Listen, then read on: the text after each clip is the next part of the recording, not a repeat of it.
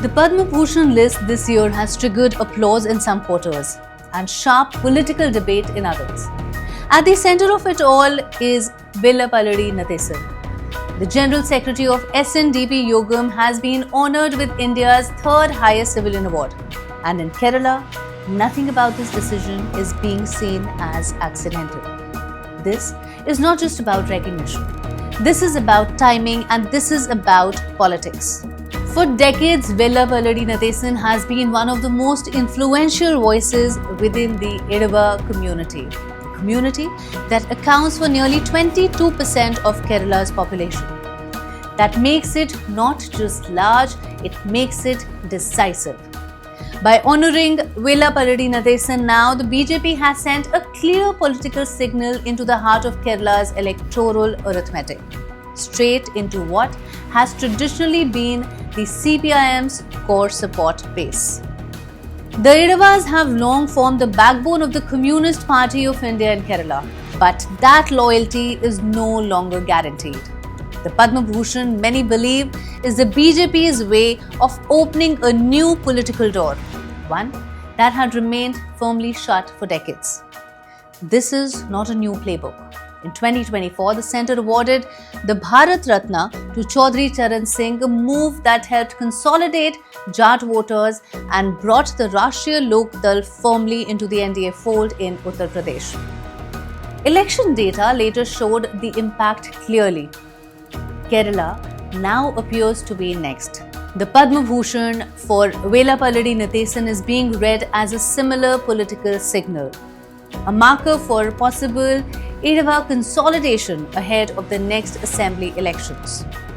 It also brings renewed focus on his long-standing call for Hindu unity. He has called for unity from Nambudiri to Nayadi under one umbrella.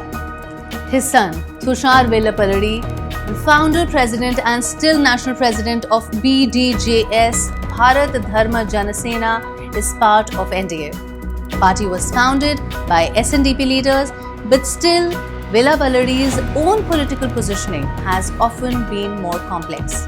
At different moments, he cooperated with the left. During the Sabarimala controversy, his stance even aligned indirectly with the LDF. That ambiguity limited BDJS's political expansion and kept Vellapalladi at arm's length from active NDA campaigning. Yet, ideologically, his criticism of minority appeasement and his emphasis on Hindu consolidation have always echoed the NDA's core narrative. The contradiction may now be resolving. By honouring Vellapalladi Nathisan, the centre is not just recognising an individual, it is acknowledging a community's political weight. And it is signalling that the Idava community is no longer bound by inherited political loyalties. Recent local body election results already suggest a weakening CPIM. History shows that when the left declines, its voters look for a credible alternative. As seen in West Bengal, that alternative increasingly is the Bharatiya Janata Party, the only party with the organizational strength. In such contests, a divided opposition helps only one side.